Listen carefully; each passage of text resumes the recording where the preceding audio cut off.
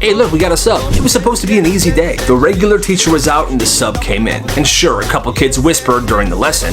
One kid even tossed a paper airplane. But for the most part, the class wasn't bad at all. Well, the next morning, the regular teacher storms in. So, this is the note the sub left me, and I cannot believe you. Wait, what? The worst class I've ever seen. Total chaos. Students disrespectful, talking over instructions, disobeying, and disrespecting me. What? And the class erupts. Yo, that is not true at all. Yeah, this sub is lying. But the teacher slams the paper on the desk. I will not hear it. Every single one of you needs to have a 5-page paper written and turned in tomorrow on why what you did was wrong. And the class didn't really know what to do because they know they weren't that bad, but the teacher was just gonna believe the sub's note. And the sub definitely lied. So there's this kid, Steven. Yo, the coolest kid in the entire grade. Everybody loved him. Well, one morning he's running late for school. He grabs his shoes, puts them on in the dark, and he bolts out the front door. Oh, he gets to school and he looks down. His left shoe was a black high top. His right shoe was a white running shoe. Oh my god, no way. But before he actually panics, one kid walks up to him and says, "Yo, Steven, fire fashion choice, man. That's sick." Steven's like, "What?" And throughout the entire day, people are whispering, "Bro, he did that. That's so him. Mismatched shoes. That's sick. Bro, only Steven can pull that off. Did he start a trend?" The next morning, he gets into school and he stops dead in his tracks. Yo, half the hallway was wearing mismatched shoes. He's confused. The teachers don't understand it, but everyone loves it. They're all convinced that Steven invented the next big fashion movement. And honestly, that's hilarious. So this kid gets invited to a birthday party by accident. Oh boy. Oh nice, I'm invited. He has the same name as the kid who was supposed to be invited. So on the day of the party, he shows up to the door holding a gift. "Oh, hey, you're not the one we were supposed to invite. Oh, honey, we can just let him stay, right?" "No, I think he should probably leave." "It's okay, I'll go." Right as he turns away and was about to leave, he hears a voice from the hallway. "There's a problem." This dude steps out of the bathroom. He's pale. "The toilet's clogged, and it's clogged bad." The dad's like, "No, don't worry, I'll handle it. Just give me a minute or two." "No, like, the water's rising, and it won't stop." At this point, the kids and the parents are swarming the hallway. They're watching this water rise slowly, about to overflow. Parents are panicking, kids are screaming. The dad rushes in and he tries plunging. It's not working. He flushes again. Horrible idea. Water now begins to spill over. Oh my god, get the towels. Now the shy kid that was invited on accident watches all this happen and then he says, "Everybody stop, give me a minute." He goes to the kitchen, he grabs a large spoon, like this super long ladle. He takes the plunger from the dad, he goes into the bathroom and he shuts the door. He was in there for 5 minutes. Everyone's sitting outside waiting, it's completely silent. All you hear is swishing and plunging. What is happening? Milk! After 5 minutes, he steps out, calm, completely unfazed. "We're good, toilet's fine, everything's settled, and they cleaned the floor as well." "Hold on, let me see. Wow. The dad tests the toilet. "It works, and it's spotless in here." And everyone starts cheering. The kid's then like, "All right, I guess I'll go now." "No, you're staying. You're a freaking legend." The kid stayed and they had a great time. He made a lot of new friends that day, and he really did leave a legend. At one high school, a urinal went missing. It was just gone. It vanished from the boys' bathroom overnight, and the principal made it his mission. Every morning he got on the intercom. "If anyone knows anything, come forward, please. We must catch the bathroom bandit." Posters went up all around the school. The teachers thought this was funny, but the principal wasn't joking. Weeks passed, then months, then years. The legend of the bathroom bandits spread. Every single new freshman class heard the story. 5 years later, a janitor found the urinal, hidden under a blanket, behind a flight of stairs in the auditorium. The saddest part about this, though, was that the year before, the principal actually passed away.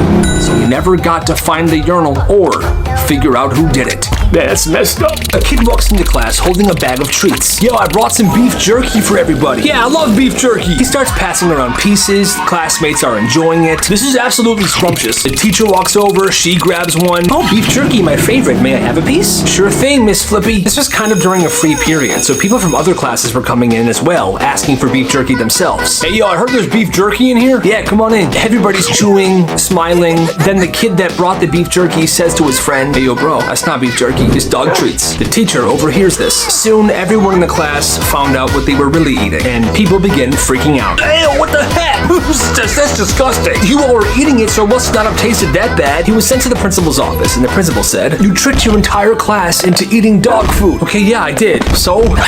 He was then expelled. They said he was actually trying to poison people, which he wasn't. It was just dog treats. But because he told them it was beef jerky and it wasn't, I guess that's considered poisoning. Anyway, that's insane. These two kids were always fighting on the bus. Every morning, same routine, same bus, same kids, same fight. Elbowing each other in the aisle, throwing their backpacks at each other. Well, one day the driver had enough. He slams on the brakes and pulls to the side of the road. You know what? That's it. We are not leaving this spot until you two shake hands. All right, make up. Everybody's watching. The two of them glare at each other until one of them finally reaches out their hand.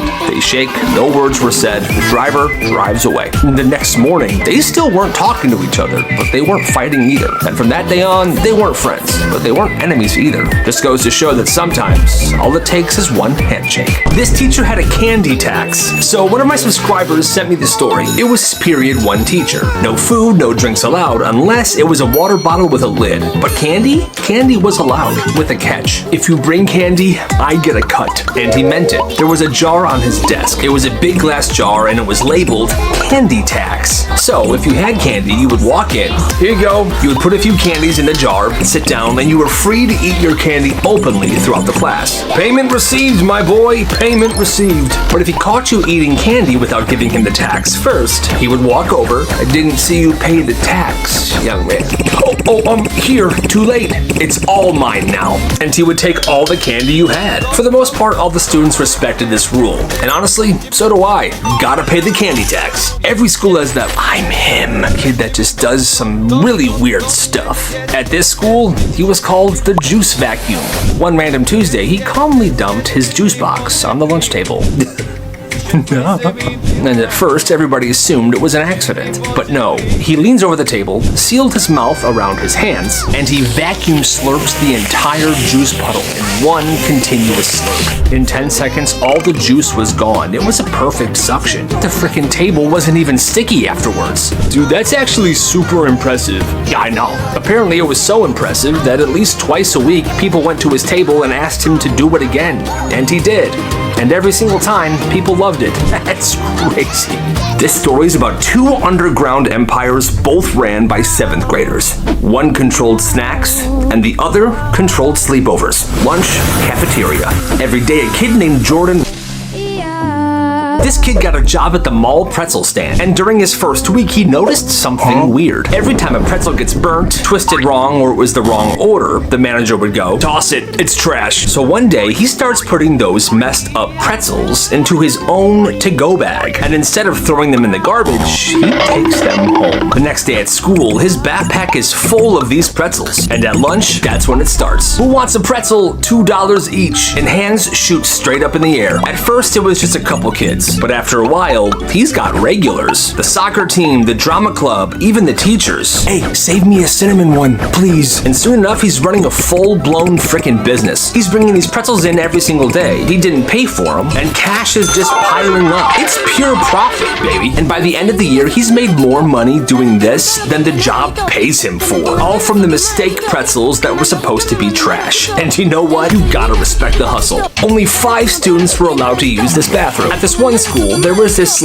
janitor hallway. It was where the janitors kept all their extra supplies and their mops and stuff like that. But in that hallway, there was a bathroom, a private bathroom, just for the janitors. Silent, spotless, fully stocked. Well, one student couldn't use the regular school bathrooms. He had major anxiety, and he had been written up 3 times for taking too long in the bathroom. Well, one day the janitor overheard him whispering to his friend, I can't go. It's really hard. I get anxiety.